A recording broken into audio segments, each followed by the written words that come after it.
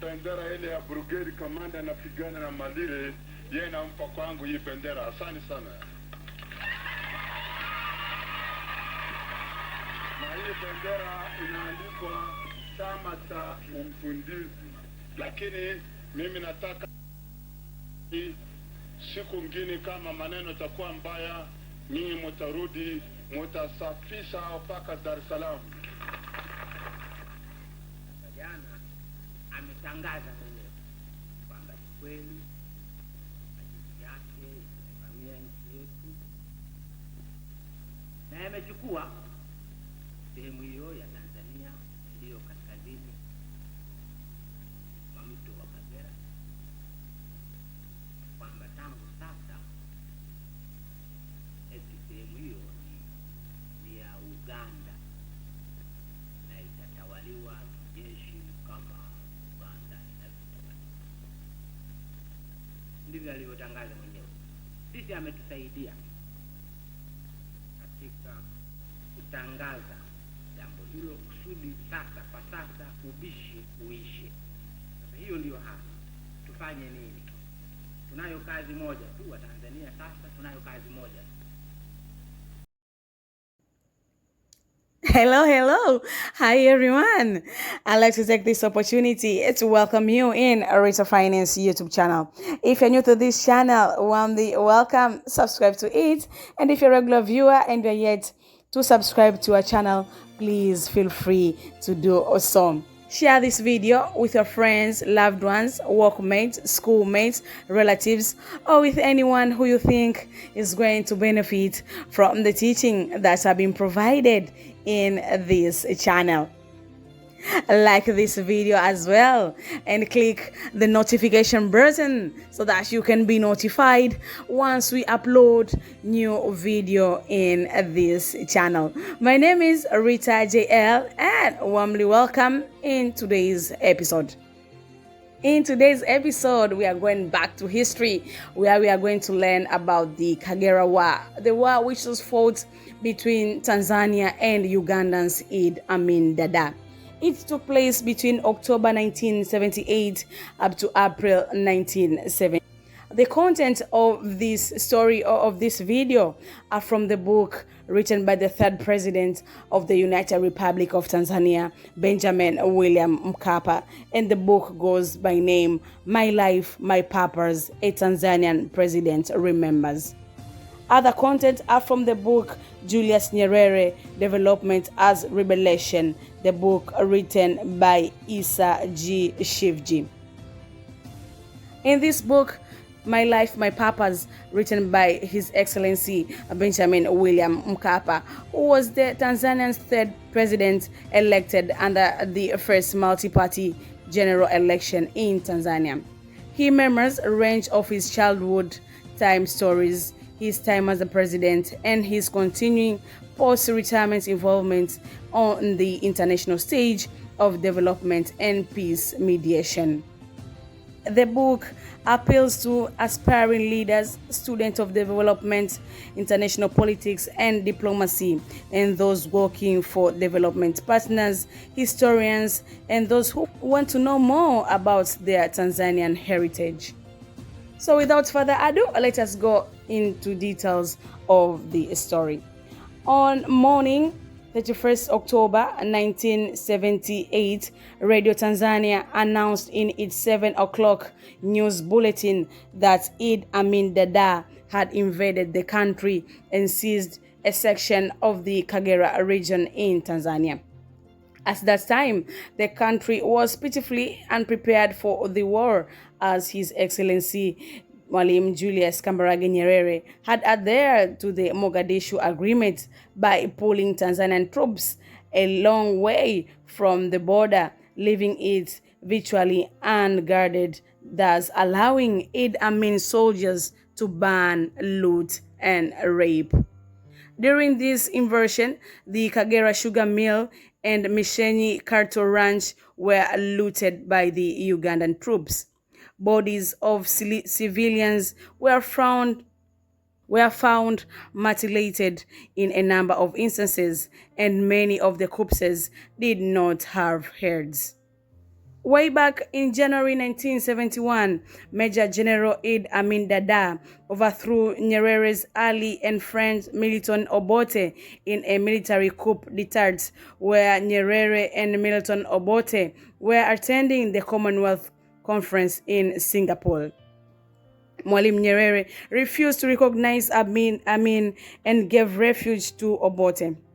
According to His Excellency President Benjamin William Mkapa, who was the Minister for Foreign Affairs at that time, he explained that Amin harbored resentment against Tanzania because we had provided shelter to both Milton Obote and Yoweri Museveni, and that it had been a starting point for the attempts to return to power by Milton Obote in 1972. Idi Amin was furious at this unsuccessful attempt, and these factors may have germinated his idea to attack Tanzania in a retaliation. Remember that Mwalimu Julius Kambarage Nyerere and Milton Obote were two close friends. By the evening of October 31st, Amin troops had moved 30 kilometers inside Tanzania and reached Kagera River and the bridge to the southern bank. They did not face any resistance to their invasion at the first place. On the invasion, Amin's army general commander called Marijani did not dare to cross the bridge. Instead, he ordered that it can be blown up to stop Tanzanian troops crossing the river Kagera. Meanwhile, Amini briefly announced to the world that the new border between Tanzania and Uganda was the Kagera River. So for the first time in the history of Tanzania, post-independence history, 1,800 square kilometers of Tanzanian territory were occupied by a foreign power. Nyerere's political leadership was severely tested at that time. His Excellency Benjamin William Mkapa narrates a story of his former classmate Matthias Lubega, whom they spent a year at Columbia University learning about the art of diplomacy and international issues affecting developing countries. Matthias Lubega was Ugandan and Mr. Benjamin William Mkapa was a Tanzanian, so they became close friends at the university.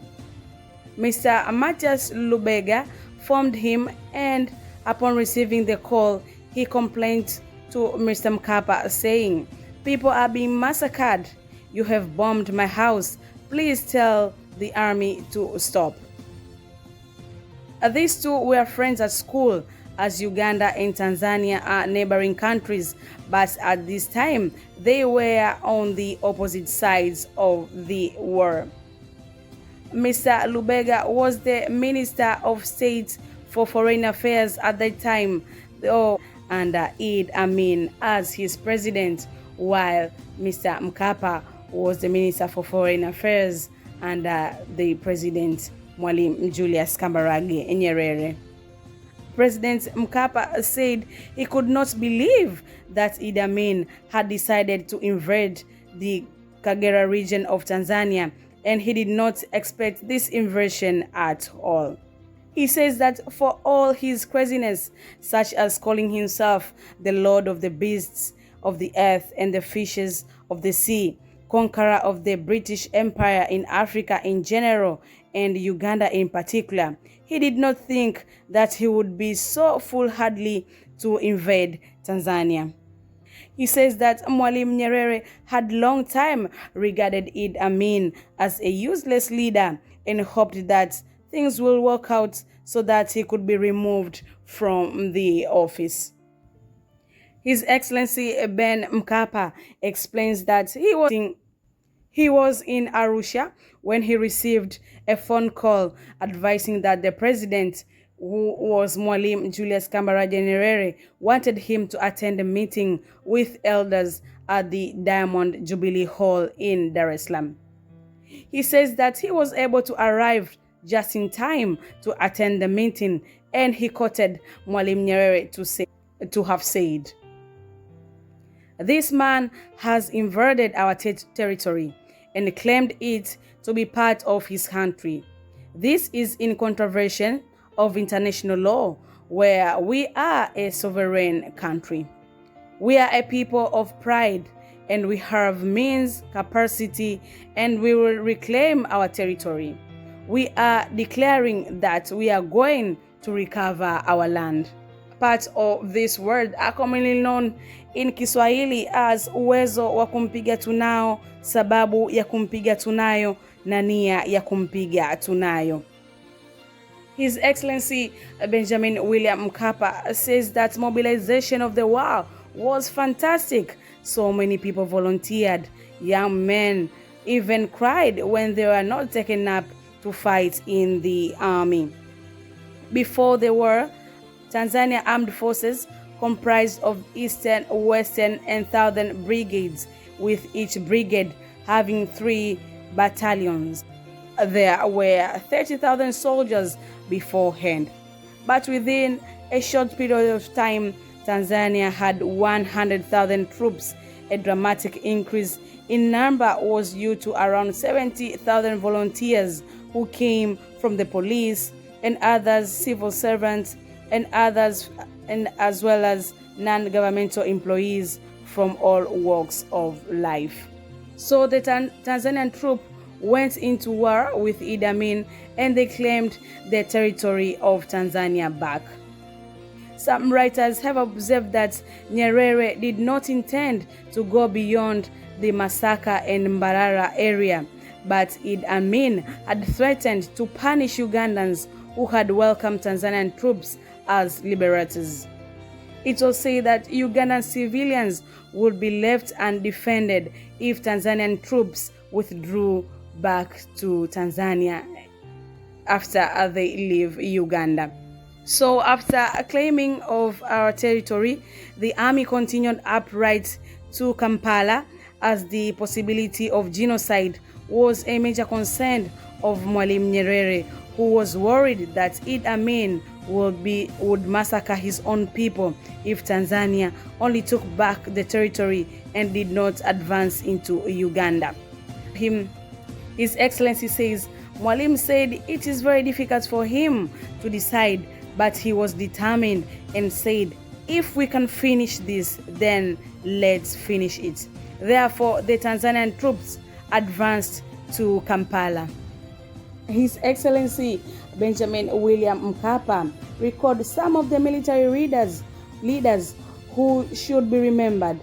The first one was Brigadier General John Balta Walden, known as Black Mamba, Brigadier General Silas Mayunga Mtimkavu, or Dry Tree, and the third one was Major General David Msuguri, Generali Mtukula.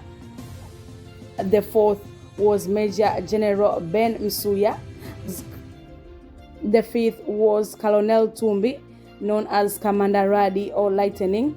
The sixth was Major General Tumainieli Kiwelu, and the last was Major General Mwita Mara Generali Kambe or Catfish. His Excellency says that the Tanzanian troop had pulverized Idi Amin's army, and our Major General Msuguri was the commander of Uganda.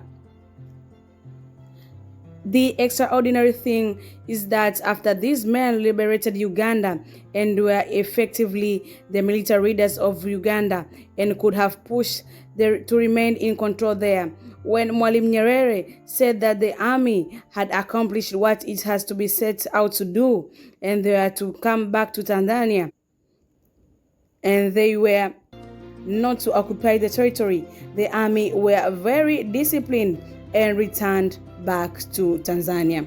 His Excellency says that there was only one meeting of foreign ministers which took place during the war in late February 1979 in Nairobi, where his friend Matthias Lubega employed him to stop saying that the Tanzanian troop army was in the verge of taking over the country. His Excellency says that he had a difficult time explaining to his friend that he was only a politician and not privy to military information, though this was the truth to him. He says It was all over in just few weeks anyway, as the war lasted from 30th October 1978 to 11th April 1979. His Excellency says that the war with Uganda destroyed his naive concept that because we were former colonies of the British and were friends, then we will have no inter-country strife. The other most valuable lesson which His Excellency learned was that a sense of national unity across ethnic, racial, and religious groups was a crucial pillar to our survival. We are all God's people. I may not like your color, but the Lord likes you. He created you and He created me, he says His Excellency Benjamin William Mkapa. The readiness of many to sacrifice their lives for the unity of the country brought him a realization of equity in the country of Tanzania, which is what Mwalimu Nyerere was striving for. This is according to His Excellency Benjamin William Mkapa.